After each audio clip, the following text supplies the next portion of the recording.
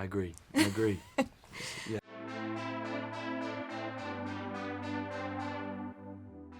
Yeah, I spent the weekend watching season 3. It absolutely destroyed me. I don't Brilliant. remember the last time I cried this much. But yeah, I just wanted to say a massive congratulations. You've really outdone yourselves. It's so beautiful. Thank you.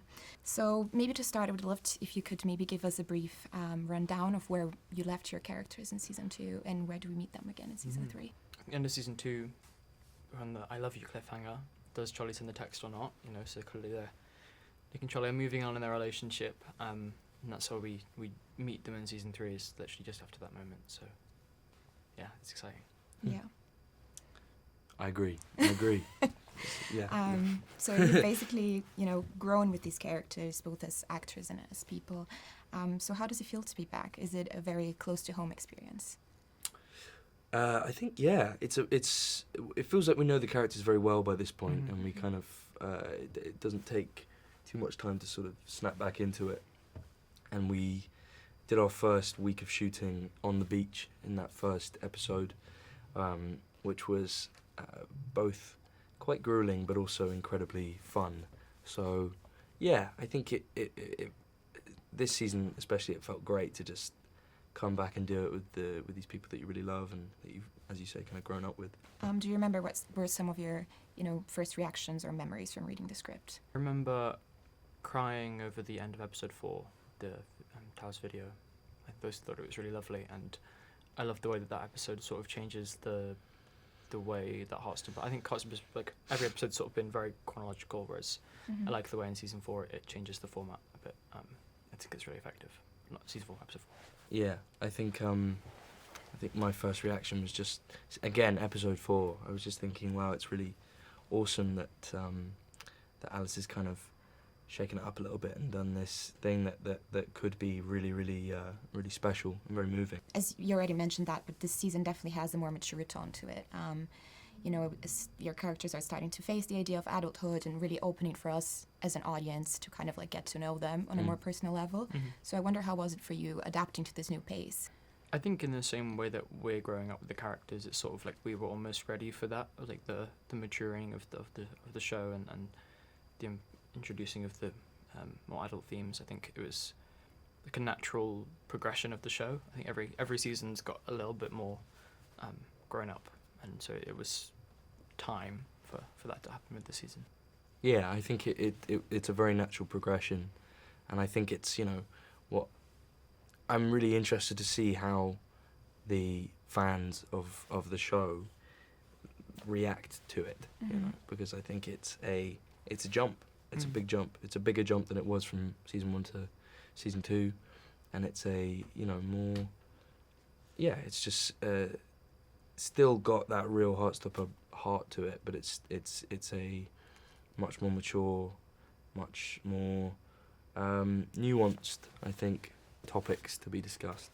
And would you say that your character preparation for this season was also different? Because I think, especially for you, Joe, kind of like trying to understand where Charlie is coming from, who did you have on your side, and where did you kind of like source your the help to understand the help that he needed for this new season? I think Alice has written the Charlie's English sort of storyline really well and truthfully and with such care, which makes my job much easier, because there's the grounding is already there, but I think it's a really hard storyline to tackle, and you have to make sure you do it authentically and truthfully and honestly. I did a lot of like talking to people I know and research of my own, but a good thing about playing Charlie for so long is that I sort of feel like I know him better than just instinctively. I like trusting my gut has always got me to a good place with him, so that's sort of what I did. One line that really stood out to me was when he's when he's back after being 2 months away, and he talks about the privilege of having a family that can support him Definitely during this treatment. So how important was it for you, to kind of like make this disclaimer and open up room for the debate around how access to mental health treatment is still so inaccessible? Yeah, I mean, I think it's a really important thing to be aware of. I think that Charlie's aware of how like his privilege and having a family that can afford to send him somewhere and to get the help it's obviously a big issue that the medical system can't always do that, and that's something that is not right. Yeah. Kit, and for you, I think, Nick's role in this whole process, Charlie's treatment, is clearly of so much help and just being there and giving love and support. But at the same time, it also feels like he's also struggling with his own mental health at times, and he doesn't really feel like he has room to talk about it. So how was it for you to kind of like navigating this fine line between who he is and the person that he loves most, trying to help him? Yeah, I mean, I think that I do find that with Nick, I don't find myself needing to do all that much research for the role, as I might need to with other roles, because I think it's kind of all right there for you in the writing and in the character, and I think he is a very human character, and it's very kind of, in some ways, really quite simple. It's just like, you've got his kind of context, you've got the backstory, you've got the relationship that he has with Charlie, with his parents, with his brother, and you can kind of use that and essentially just, go into it with this very empathetic and human reaction. So I think, as you say, like a lot of Nick's kind of arc and focus this season is about being a support to Charlie and being there for him. But it is a real revelation when he starts to realise that, it's okay to not be completely strong for Charlie all the time. It's also okay to,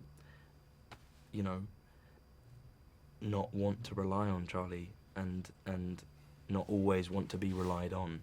I think there's a joy for him to be like, okay, I can't give him the help that he needs, and that's just the truth, and that's okay.